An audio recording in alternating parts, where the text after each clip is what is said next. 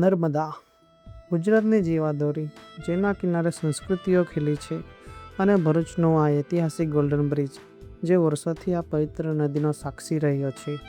પણ દુઃખની વાત એ છે કે આજે આ જ કિનારા પ્લાસ્ટિક અને કચરાના બોજ નીચે દબાઈ રહ્યા છે.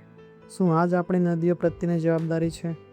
પણ કહેવાય છે ને કે બદલાવ વાતો કરવાથી નહીં, શરૂઆત કરવાથી આવે છે.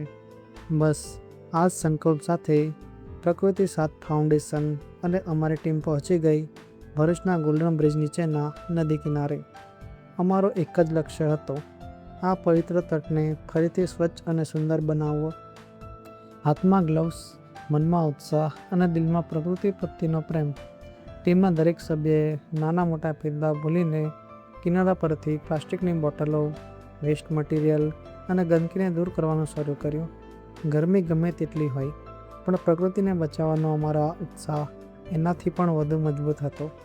કલાકોની સખત મહેનત પછી જ્યારે આ કિનારો ફરીથી શ્વાસ લેતો થયો, ત્યારે જે સંતોષ મળ્યો એ શબ્દોમાં વર્ણવી શકાય તેમ નથી. આ માત્ર એક દિવસની સફાઈ નથી, પણ એક જાગૃતિની શરૂઆત છે.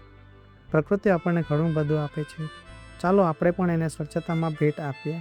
જો તમને અમારો નાનકડો પ્રયાસ ગમ્યો હોય તો વિડીયોને લાઈક, શેર કરજો, જેથી બીજા લોકો પણ પ્રેરિત થાય.